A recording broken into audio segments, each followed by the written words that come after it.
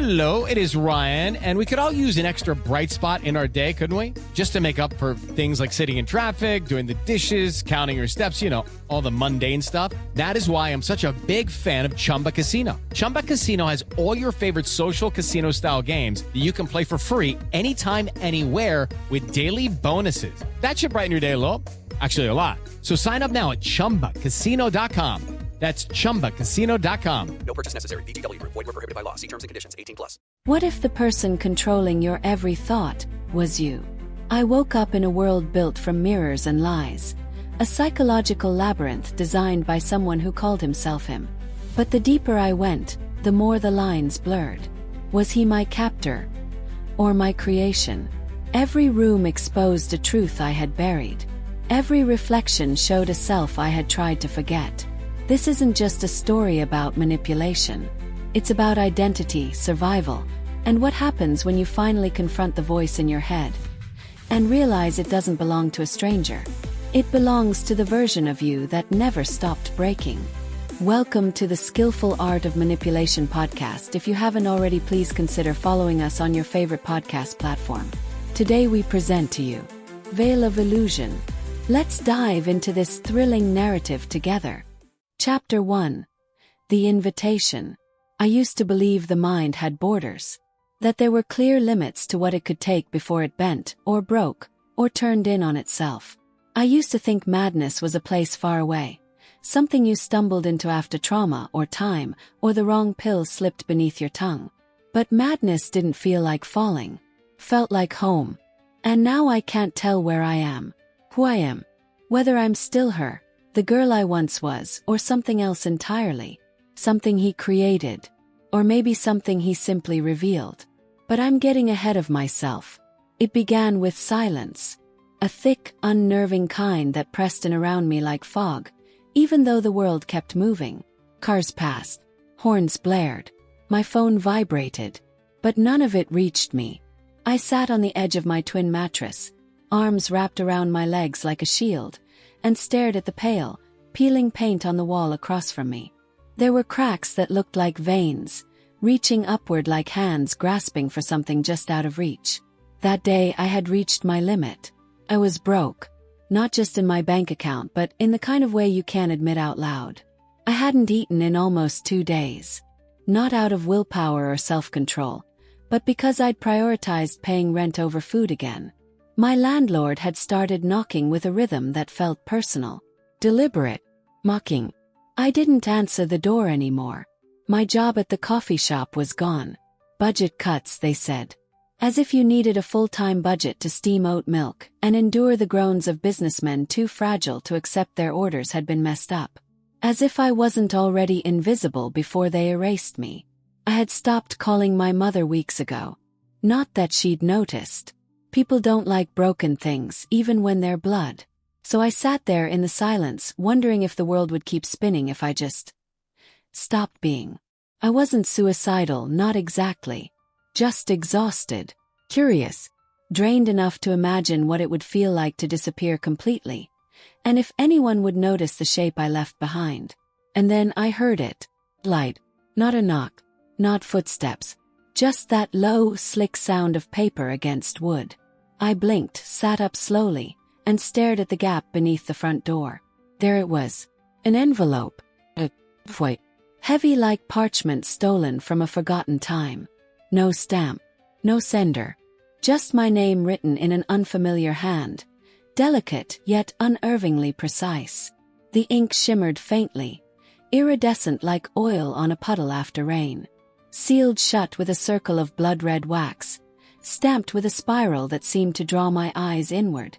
I don't remember walking to the door. 1 second I was frozen in bed, and the next I was kneeling in front of it, fingertips trembling as I picked it up. There was a scent on the paper, faint, almost imperceptible, like burnt roses and ozone, like a memory trying to come back but afraid to be seen. Opened it. Inside was a single card. Thick black, smooth as glass. On one side, embossed in silver foil, were 6 words. We've been watching. You're ready now. That was it. No explanation. No instructions.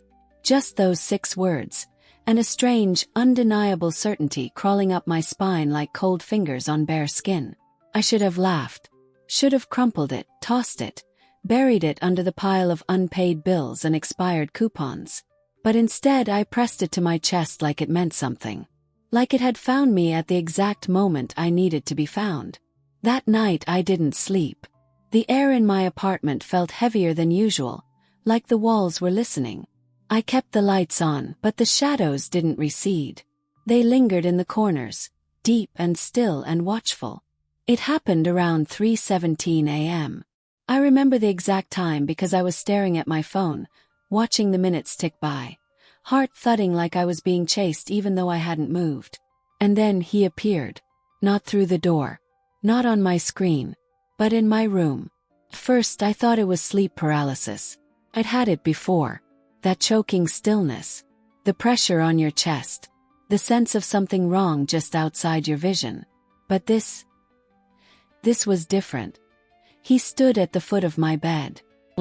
Unnaturally so. Wrapped in a suit so black it seemed to suck the light from the air around him. His face was cloaked in shadow. No features, just a smooth void that pulsed faintly like a heartbeat. But I could feel his eyes. Watching me. No, not watching. Studying. "Do you want to know the truth?" he asked, his voice low and soft like silk unraveling in water. It wasn't threatening. It wasn't kind. It was something else entirely. Neutral like a scalpel. I tried to speak. Couldn't. My mouth opened but no sound came out. So I nodded. That was my first mistake. His hand extended. Long fingers. Too long. Nails clean, manicured but sharp.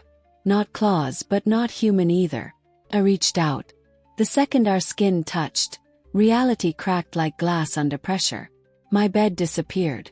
So did the room. So did gravity. I was falling, no, moving, but not through space. Through memory. Through thought. Through some kind of mental corridor that smelled like candle smoke and rotting lilies. When I landed, it was soft. I opened my eyes and gasped. I was in a hallway made entirely of mirrors. Floor, walls, ceiling. All reflective but none showing me. Instead, each mirror held a version of myself. Some looked just like I remembered. Others were warped. Starving. Weeping. Smiling too wide. Dressed like strangers. Covered in bruises I didn't recall earning. Some were laughing. One was staring back at me, blood running from her nose as she whispered something I couldn't hear. I turned in place, heart hammering. The hallway had no end. Or maybe too many. "Where am I?" I asked, my voice hoarse, unreal. He was behind me now, though I hadn't heard him move. "This is the labyrinth," he said. "The place between truth and lie. Where all the veils fall away." I spun around. He was still featureless. Still that dark suit. But now, there were cracks forming in his shadow. Light bleeding out like veins.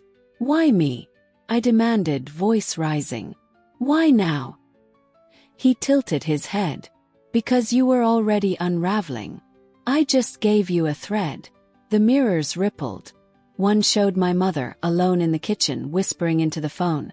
"I can't help her anymore, she's not right."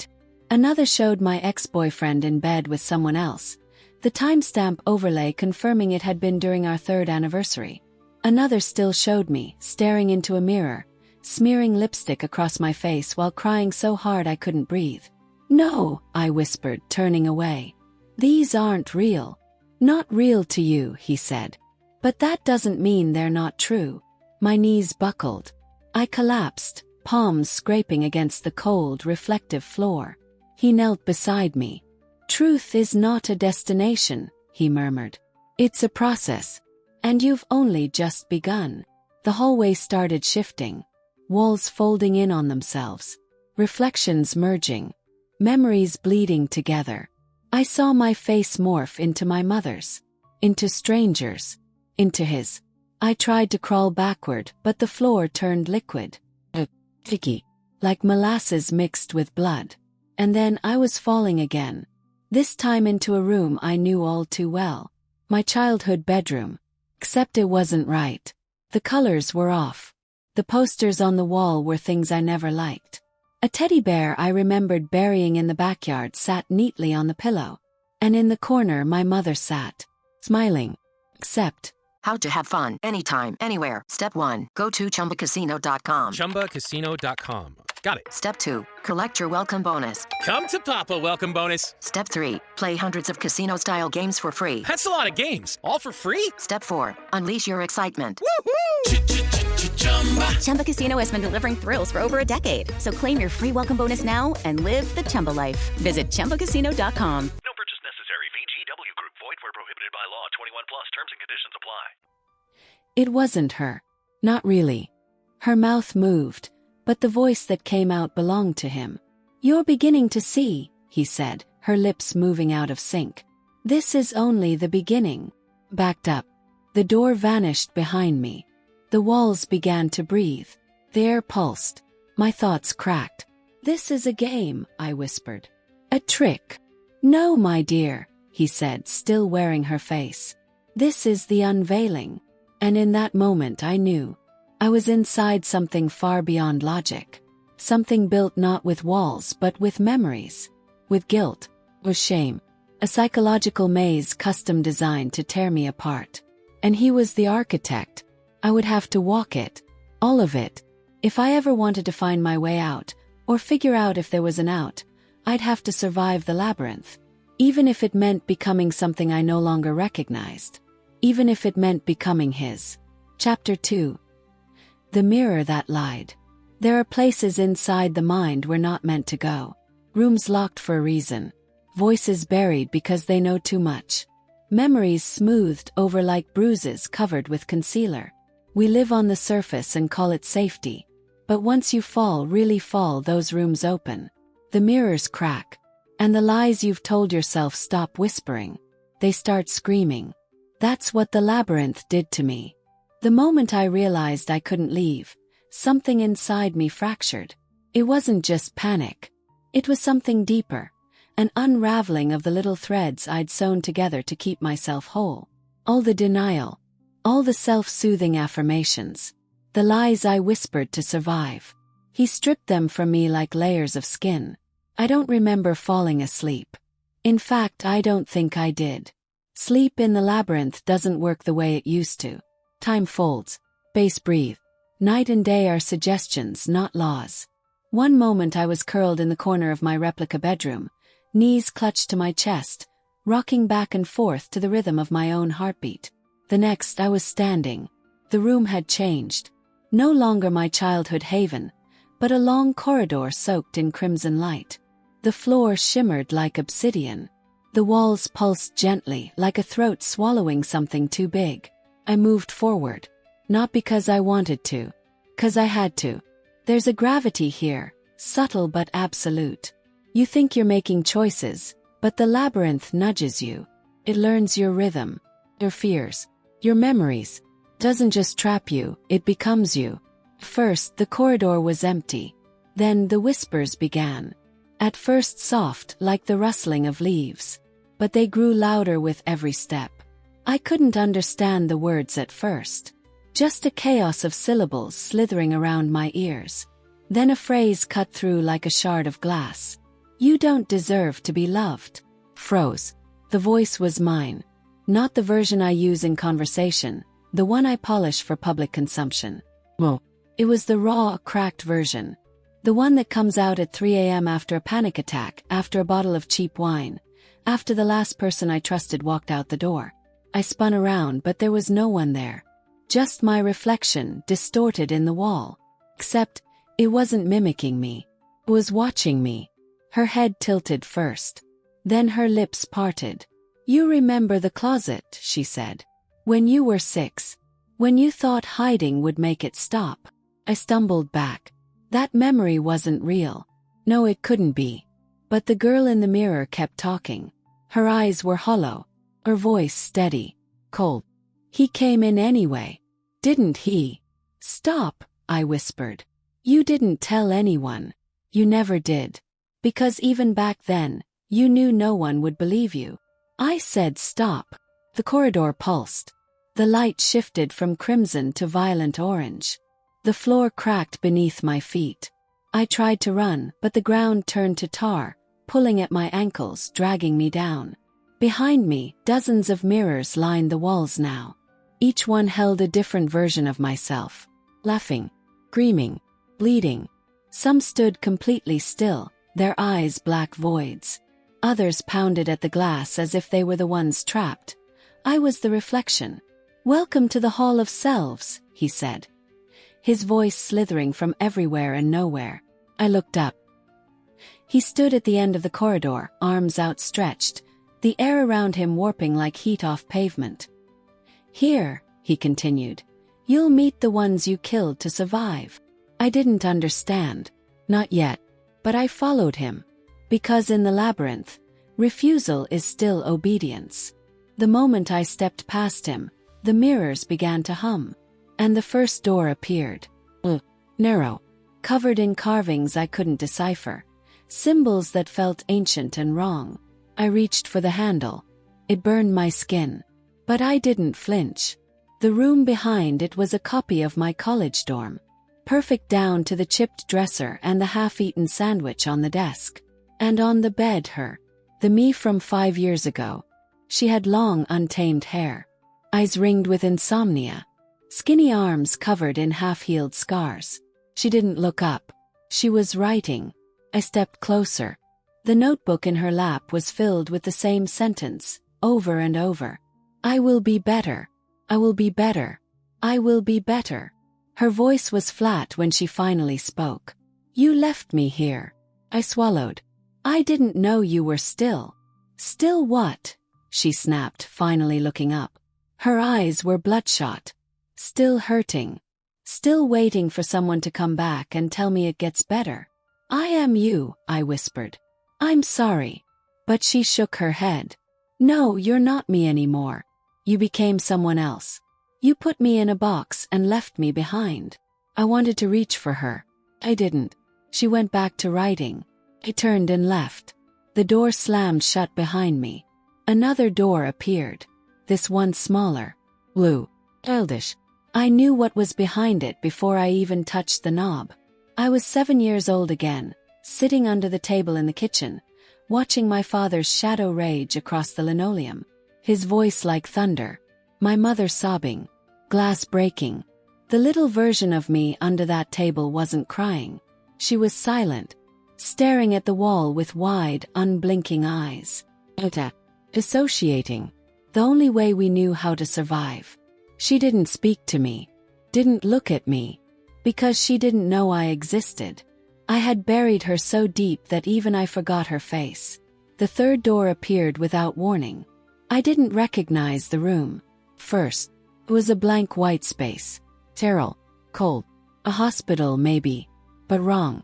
There was a chair in the center. And strapped to it, me again. But this version was too thin. Too still. Her head hung low, hair matted to her face. Tubes ran from her arms into nothing. I stepped forward. Her eyes opened. And she screamed. A scream so raw it split the air. I fell to my knees, clutching my head. The walls bled red. The floor shook.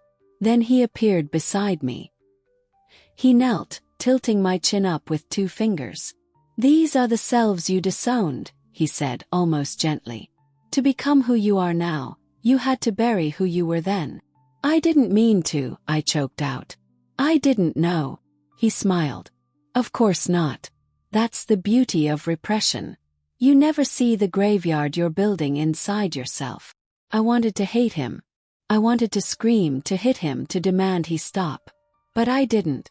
Because part of me, maybe the most honest part, knew he was right. He stood again. Snapped his fingers. And the mirrors shattered. The sound was deafening. Like thunder in a glass cathedral. Shards flew everywhere, but instead of cutting me, they passed through me. Or rather, through who I thought I was. And then, silence. When I opened my eyes, I was back in the corridor. But it was different now. The walls were covered in writing. All of it mine. Journal entries I forgot I ever wrote. Emails I drafted but never sent. Confessions I scribbled into notebooks and burned. Words I said in therapy. Lies I told my mother. Promises I broke. They covered everything. And in the center of the floor was a mirror. Not on the wall. On the ground. I looked down. And finally I saw myself. Not one of the fractured versions. Not one of the buried ones. Me. Teared. Flawed. A hole. Tears welled in my eyes. And for the first time since entering this place, I breathed. But then I heard his voice again. Soothing.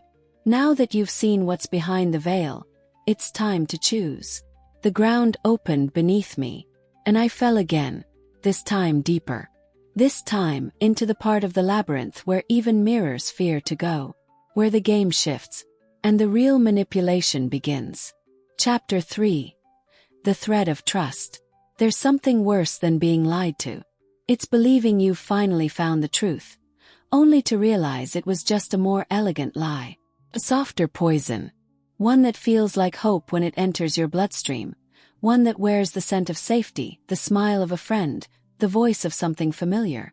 That's the kind of lie the labyrinth serves you in Chapter 3. And I drank it like water. When I landed, I didn't feel the impact. Just was weightless and heavy at once. My body suspended in a darkness so complete it felt liquid, like I was floating in ink. My thoughts echoed inside me like they had no walls to bounce off of. There was no up, no down. Just a gentle hum like breath just behind my ear. Not mine. Where am I now? I whispered, though I didn't expect a response. He answered anyway. You're in the place between memory and belief, he said. This is where we test what you're willing to trust. His voice didn't come from above or beside me. It came from inside my head, like a thought I hadn't had yet. Like it had always been there, waiting. Suddenly light bloomed. Not in the distance, within me. I opened my eyes and saw my surroundings shifting like oil on water. The darkness peeled back to reveal a small town. It was quiet. Too quiet.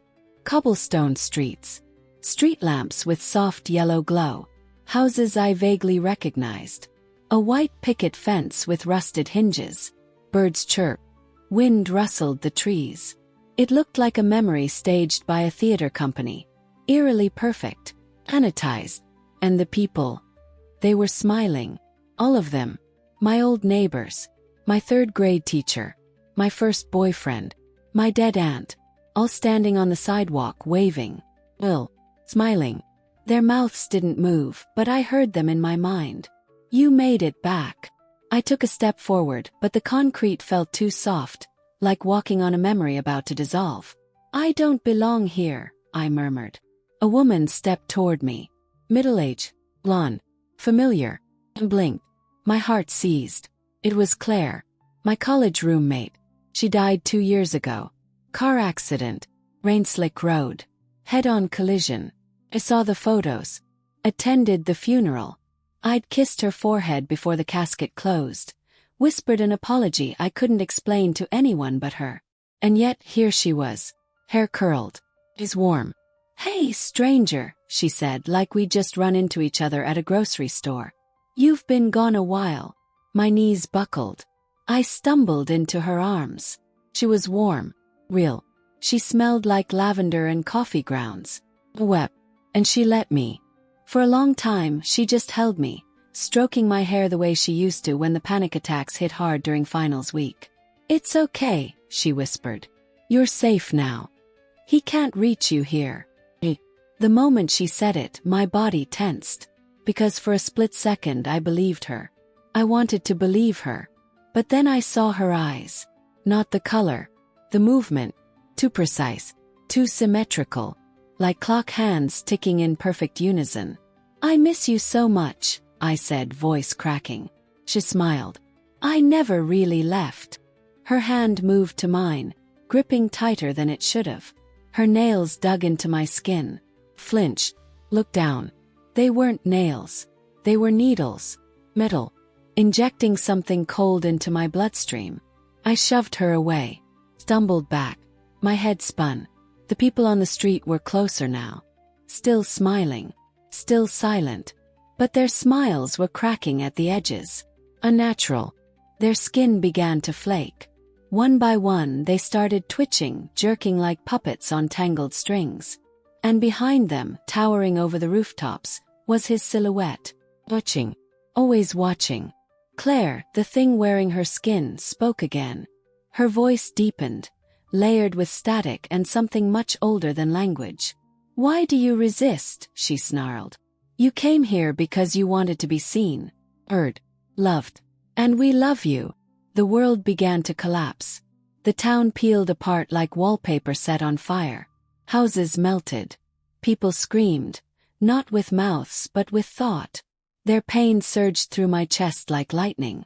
Ran until the town blurred into darkness again. My feet pounded against shifting terrain. Stone, then grass, then carpet, then nothing. Eventually, I fell through a wall I didn't see.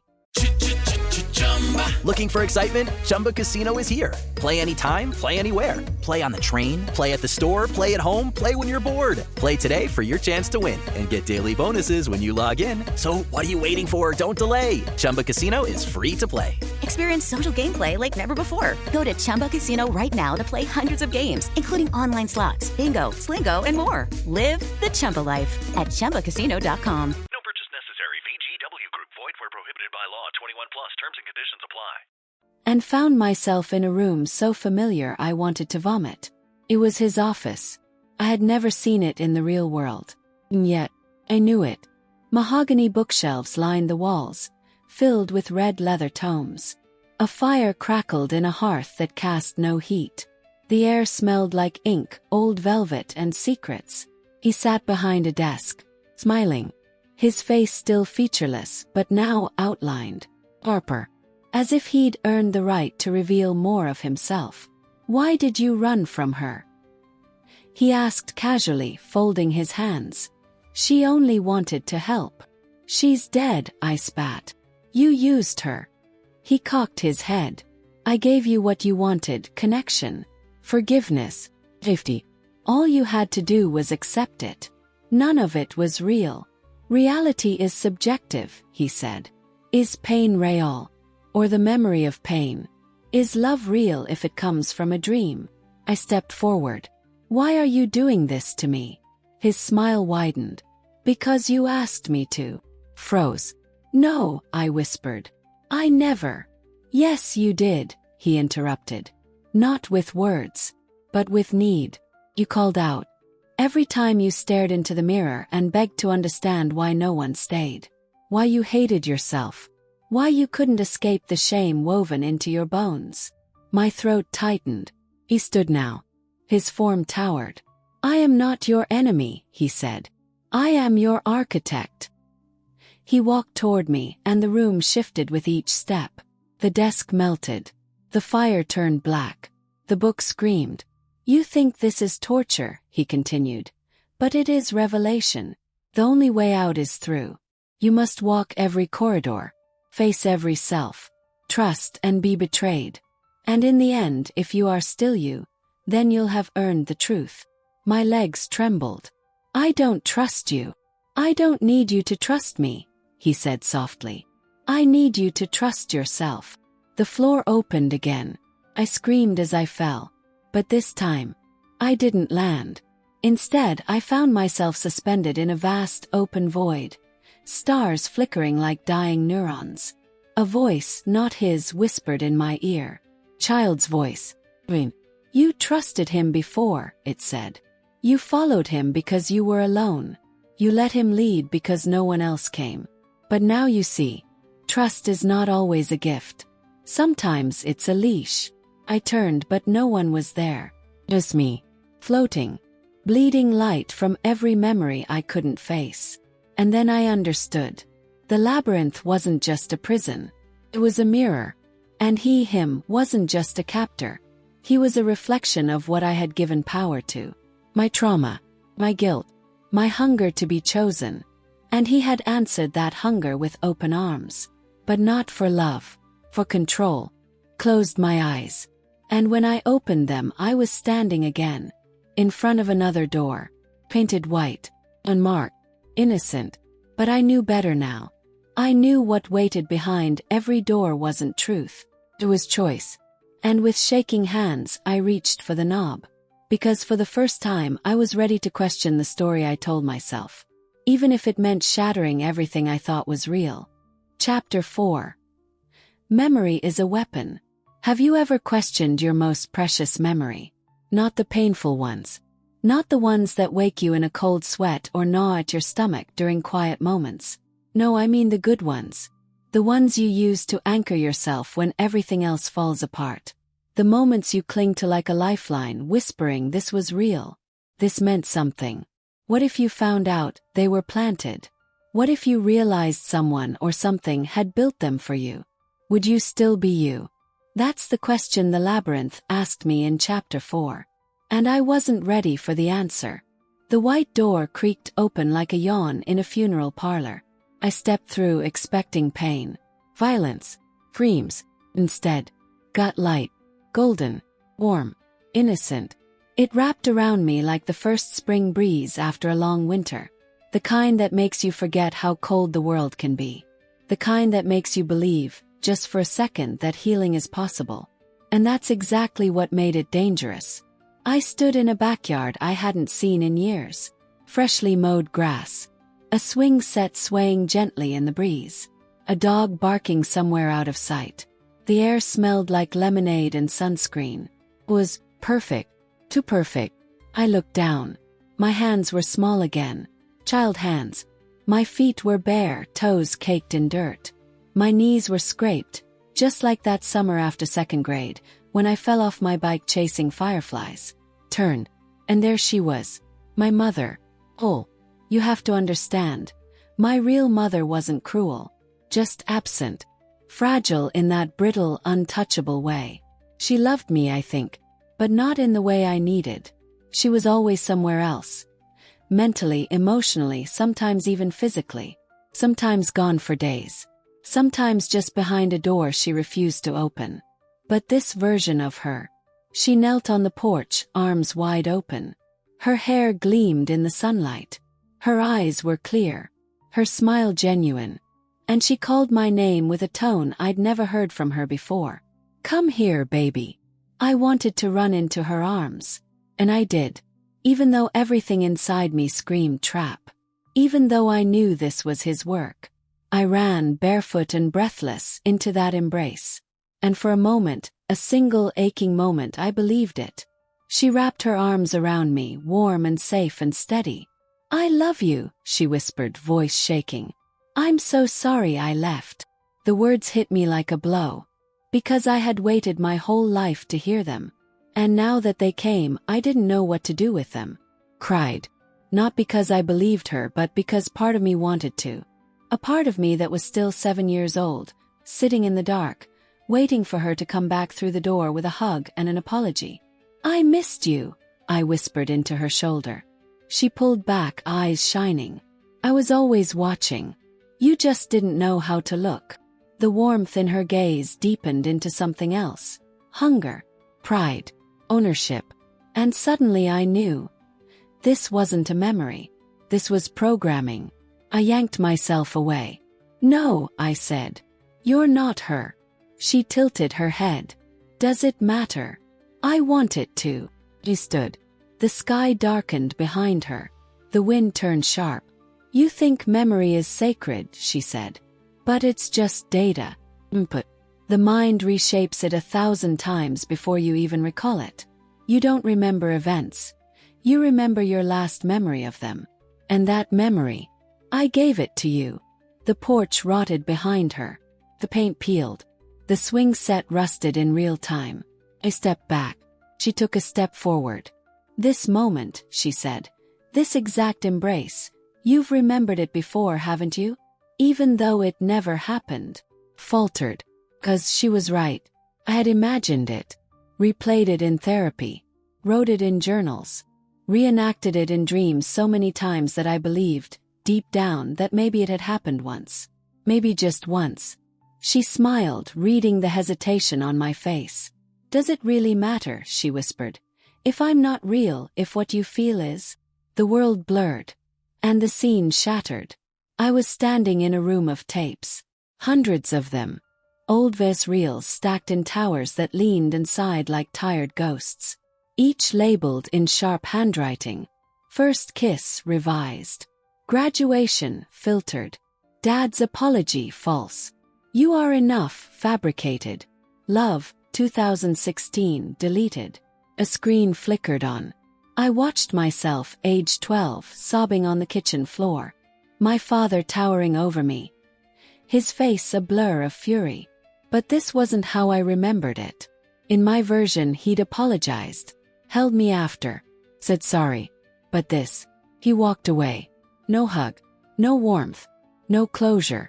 My stomach turned. Behind me, him. He walked through the rows of tapes with reverence, like a priest in a cathedral. These are your sacred moments, he said. You edited them to survive. I didn't. You did, he snapped, for the first time letting fury bleed into his tone. You softened the pain, brightened the shadows, made monsters into misunderstood caretakers, turned abandonment into sacrifice.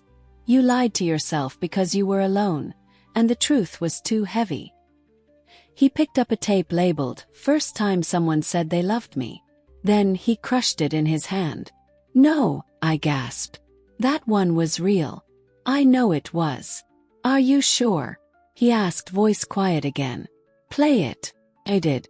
And watched myself at 17, sitting in the back seat of a car, breathless, clutching the hand of a boy whose name I couldn't remember. I love you, he said on screen. But the real audio was different. I like you, he had said. Just that. No love. The tape flickered. Overlaid memories. False inputs. My brain had added more over the years. To make it matter. To make me matter. Collapsed to my knees. Why are you showing me this? I whispered. He crouched beside me. To free you, he said. Every manipulated memory is a leash. And until you see which ones you wrapped around your own neck, you'll never break free. I looked up.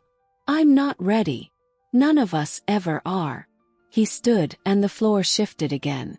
I was falling, tumbling through shattered recollections like broken glass, each one cutting a little deeper. Not because they were lies, but because they were almost true. I landed in a room full of mirrors again. But this time they didn't reflect me. They showed the people I'd hurt. Every choice I didn't want to remember. A friend I ghosted after she opened up about her trauma. A boyfriend I used to distract myself from my grief. A coworker I lied about to save my job. My little sister crying through the crack in the door, begging me not to leave. You think you're the victim, him said, stepping out from behind one of the mirrors. But you've rewritten just as much as anyone else. I was surviving, I said through clenched teeth. And so was everyone else, he hissed. So tell me, who gets to be the villain? The liar? The manipulator? You think I'm the monster here? He gestured around the room. I didn't write these. You did. I shook my head. No. You built this place.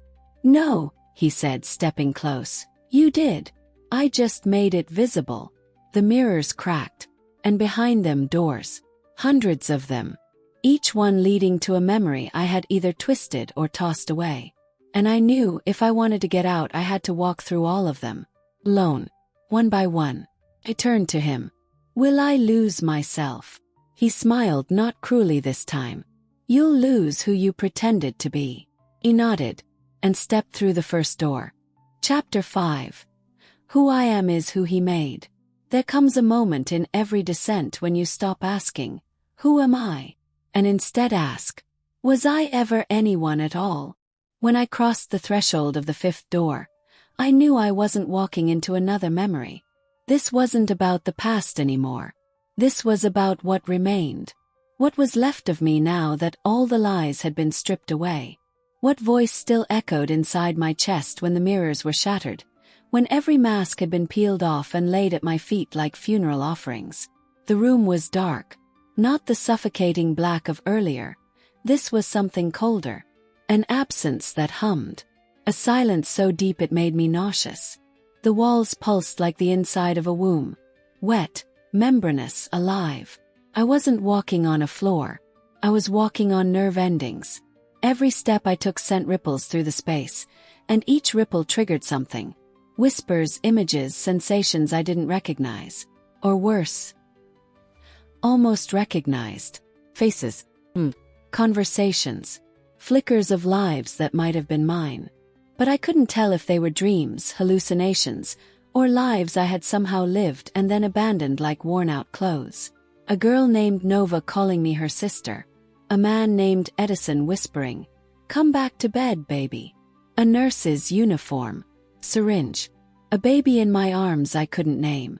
None of these belonged to me. And yet, felt grief, rage, nostalgia. Like I'd lost them. Like they were lives I should have lived. 1,000 alternate selves pressed against the walls of that space, clawing at me for acknowledgement. And in the center of the room, him. But this time, not as the looming figure. Not as the void-wrapped silhouette. He was me. Same height. Same face. Same hair pulled back in a loose braid. Wearing my favorite hoodie from college. Barefoot. Smiling. And when he spoke, it was my voice. "Welcome home," he said softly, opening his arms. "You made it through the false doors." Backed away. No.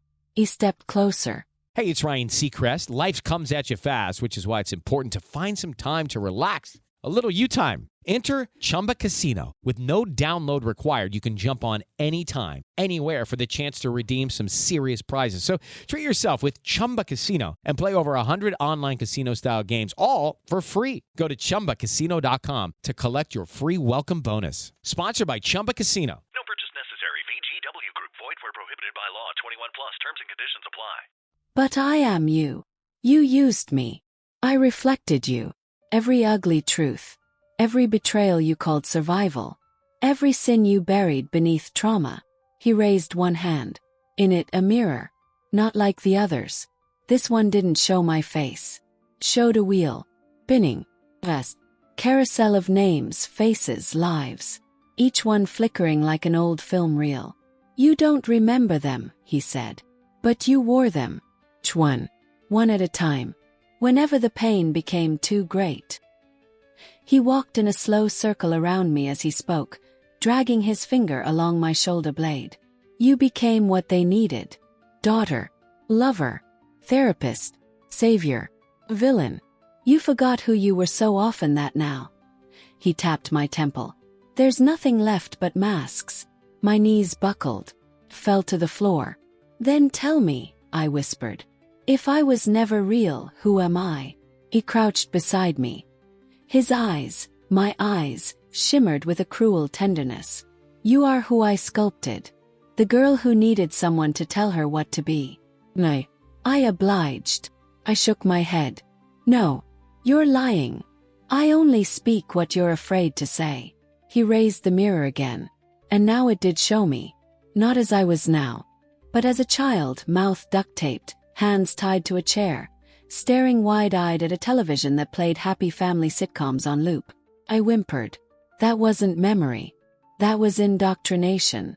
"I built you in fragments," he whispered.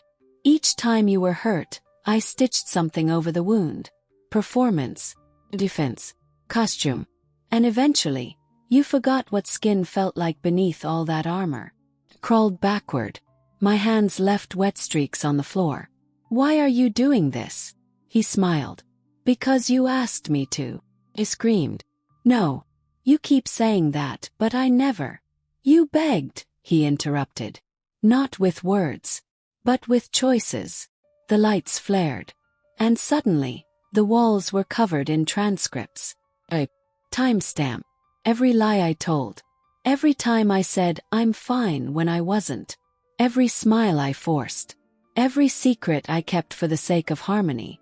Every compromise that left me hollow. "I didn't know," I said. He tilted his head. "Knowing is overrated." He offered his hand. "Come. Let me show you something." This time I didn't resist. Because something in me, something broken and exhausted, wanted to know how far the rabbit hole went. He led me into a hallway. Unlike the previous ones, this corridor wasn't surreal. It was clinical. White walls. Fluorescent lights. A buzzing overhead speaker repeating a phrase I couldn't quite make out. At the end of the hall, another door. Unmarked. I reached for the handle.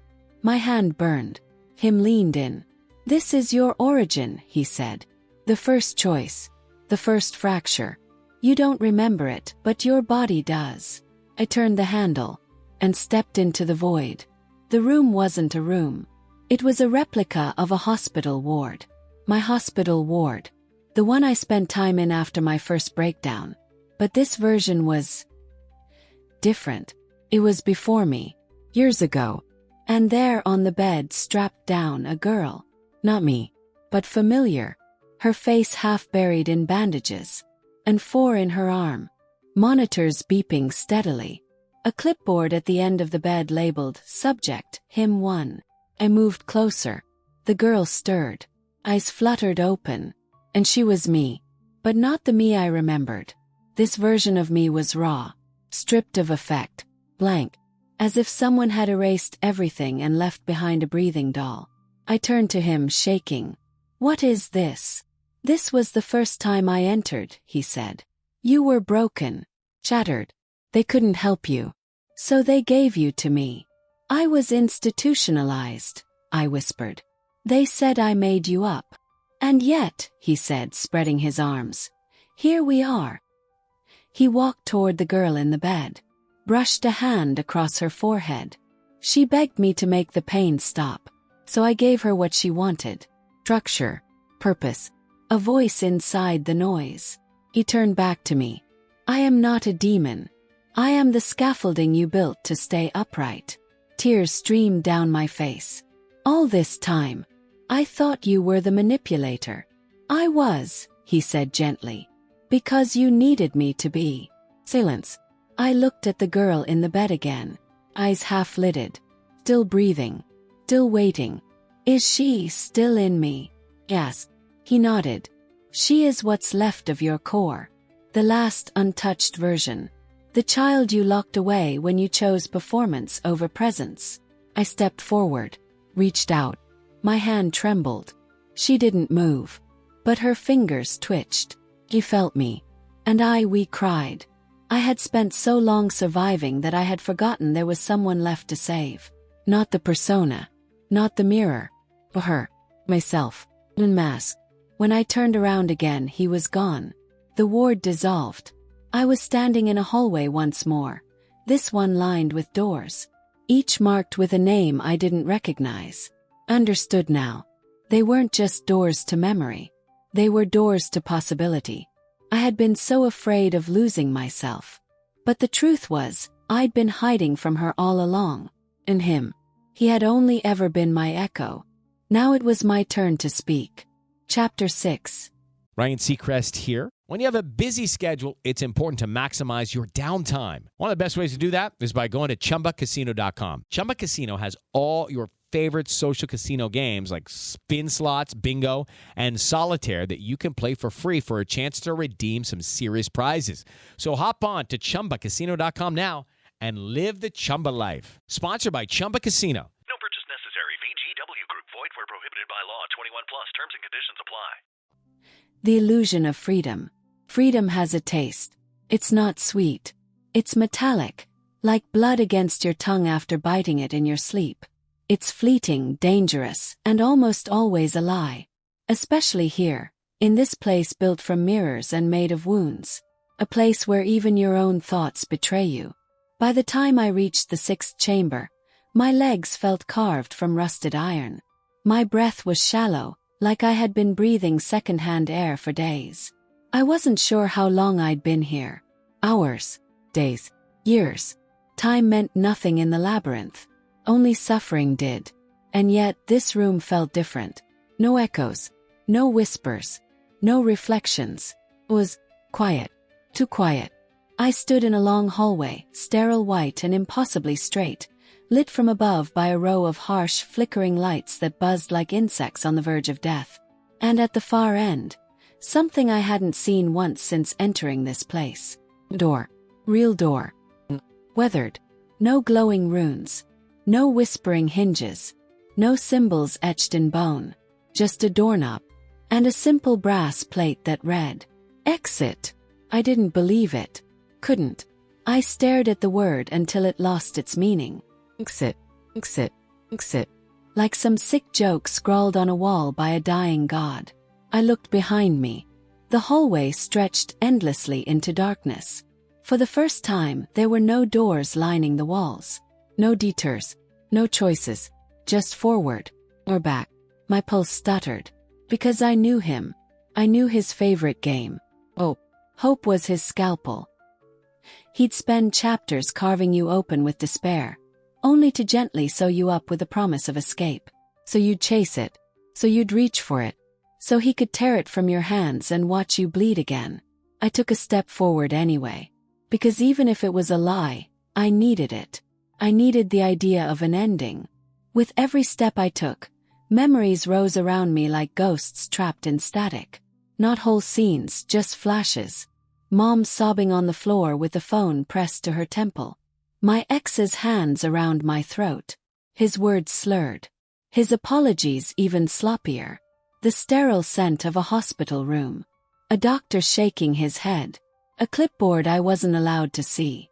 The moments I had buried. Denied. Rewritten. But now they came back with perfect clarity. Like they'd been waiting for this hallway. Waiting for this exit. Because you can't leave until you own what you're leaving behind. The closer I got to the door, the heavier the air became. Like walking into a furnace. And then I heard him. Not above. Not around. Inside. "Are you sure you're ready?" His voice murmured, low and velvet and close to my ear. Ready to leave all of this behind. The questions. The selves. The pain. I ignored him. He laughed. "You think freedom is the reward for endurance? It's not. It's the final illusion." The doorknob was cold. I wrapped my fingers around it. Turned easily. Too easily. Soft click. And the door swung open. Like blinding. The world beyond the door was normal. I stepped through barefoot, breath hitched. It was morning. Actual morning. My apartment. The smell of toast. Birdsong through the cracked kitchen window. The ache in my chest vanished. My legs steadied. My vision sharpened. I was home. Somehow. I was home. I stared at my couch. The photo frame on the mantel. My old textbooks on the table. Even the burn mark on the countertop from the time I'd spilled a full mug of tea in a panic attack. It was all here. Real. In touch. Like none of it had happened. Like I'd woken from a nightmare. Was that all it had been? Psychotic break. I turned in a slow circle, breath catching. The weight was gone. The dread. The voices. The mirrors. It was over. And for a moment I believed it. I let myself collapse onto the couch, laughter bubbling in my throat like I hadn't heard it in years. Cried. Wept. But then, my phone buzzed. I wiped my face and reached for it. Unknown number. No message. Just a single notification. Session number 6. Complete. My blood froze. Clicked it. The screen flashed white. And my reflection stared back. But not in the phone's black screen. In every surface of the room. The television. Toaster. The window. All of them reflected me. Except not quite. Each version of me was slightly different. Twitch here. Tear there. One grinned with blood on her teeth. One held a scalpel. One was whispering something I couldn't hear, over and over again. The laughter died in my throat. I stood slowly. Back toward the door. Tried the knob. My phone buzzed again. This time a voice memo. I tapped it with shaking hands. And his voice filled the room. "I told you, didn't I?" he said almost tenderly. "Freedom isn't an ending. It's the final veil. The last deception. You didn't escape the labyrinth. You simply entered the deepest layer." "No," I whispered, eyes scanning the walls, my breath fogging the mirror behind the TV. "You're lying." "Am I?" Turned slowly. The room was wrong now. Too quiet. Too symmetrical. Too curated.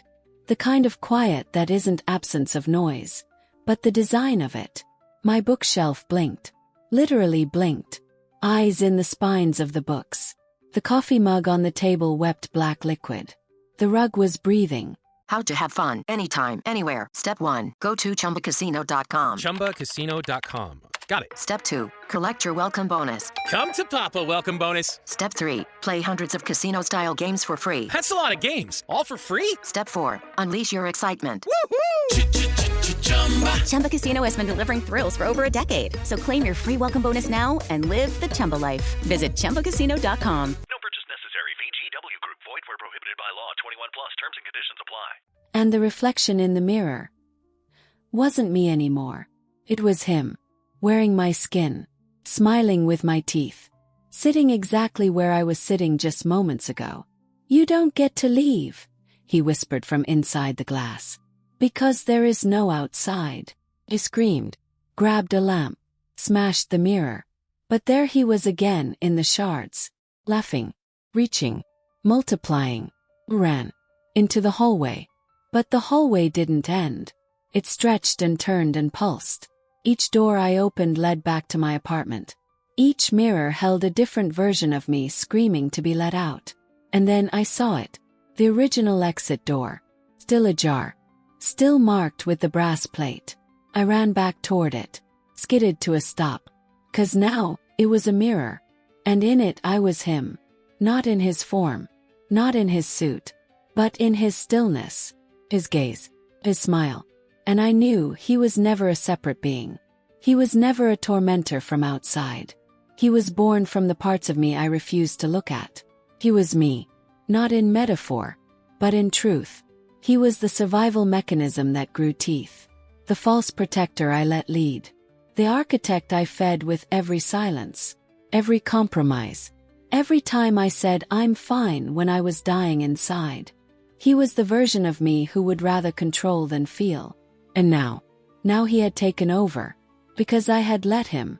Because freedom was never about leaving the labyrinth. It was about learning who built it. And I had been laying bricks my entire life. The last scene I saw before the door closed for good. Myself, staring into the mirror, smiling. And behind the glass her. The version of me I left behind in the hospital bed. Still watching. Still waiting. Still hopeful. And I whispered to her, "I'm coming back for you." Even if I didn't know how. Even if there was no map. Even if I had to destroy him to do it. Chapter 7. The self that remains. There's a silence that comes before a final decision. Not peace. Not calm. Not stillness. It's the kind of silence that holds its breath. That listens. That waits.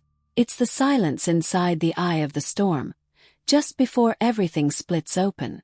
And in that silence, you face the question you've spent your entire life avoiding. What part of me am I willing to kill?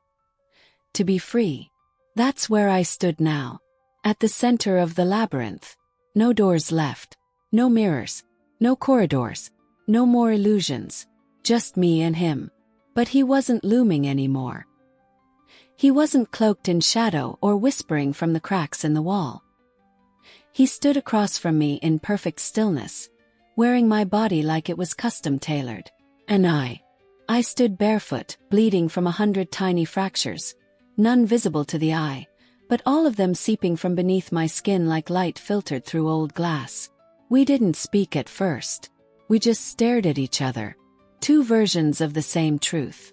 One forged in trauma. One born from survival. And between us, a space so thick with meaning I could barely breathe. Finally, he tilted his head. "You made it," he said. His voice was no longer a distortion. No longer dripping with manipulation or elegance. It was flat now. Plain. "I always do," I whispered. "Do you?" he asked gently. "How many times have we stood here? How many times have you called this the end, only to start it over again?" And blinked. "What?" He stepped closer, slow and measured. His eyes never left mine. "We're not in a linear story, darling. There's no beginning, no middle, no finale. There's just you wandering, dreaming, dismantling, rebuilding. I don't trap you. You trap yourself." I stepped back. The ground beneath me shimmered like glass atop deep water. Why would I do that? He smiled, soft and terrifying. Because chaos feels like control when you're the one holding the lighter. He raised his hand and snapped. The world around us collapsed. And reformed. Instantly. Now we stood in a cathedral. Gothic arches curved overhead, stretching into an impossible sky where stars pulsed like open wounds. The pews were filled with every version of me I'd seen in the mirrors. Child. The addict. The liar. The girl who still waited for someone to save her. The woman who saved everyone else. They all stared silently. Some with hope. Some with fury. Some with hunger. You built a religion out of your pain, he said, walking the center aisle. You deified your trauma. Made it sacred. Made me sacred. You let the mask do the speaking so you wouldn't have to risk being wrong or fragile or real. I clenched my fists. You manipulated me. You twisted my memories. I was your shield, he snapped. Your answer. You didn't want to feel the weight of being you, so you gave me the wheel. I didn't lie. I protected. I obscured. I curated your perception like a work of art.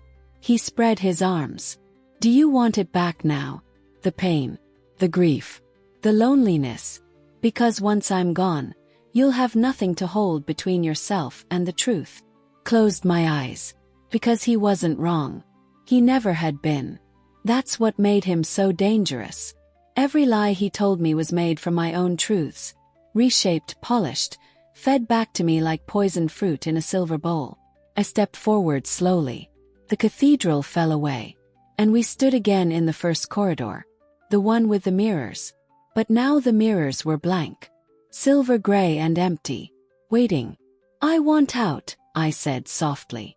He turned to me. You don't get to want out. You get to earn it. He held out a knife. Simple. Sharp. His blade reflected me. Not him. Not the mask. Not the broken pieces. Just me. Scarred. A little ruined. But still here. Still alive. What is this? I asked, though I already knew. His voice was gentle.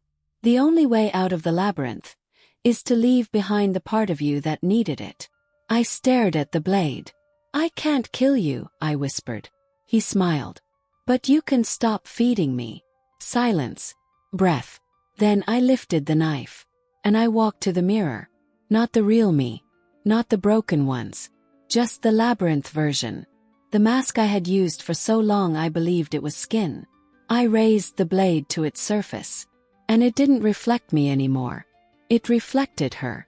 The girl in the hospital bed. The untouched core. The one who still believed in something other than pain.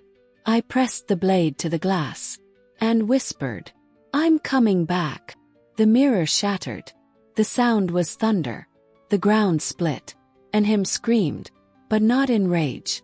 In relief. Because in that final moment, I saw him for what he really was. A scared little thing. Made from grief and need and silence. He wasn't evil. He was just me. Before I knew how to heal. Before I chose to face the dark with open eyes. I woke up on the floor of my apartment. No mirrors. No whispers. No blood. Just the morning sun leaking through the blinds. I lay there for a long time, staring at the ceiling. Waiting for him to speak again. He didn't. And in that silence, I realized. He was gone.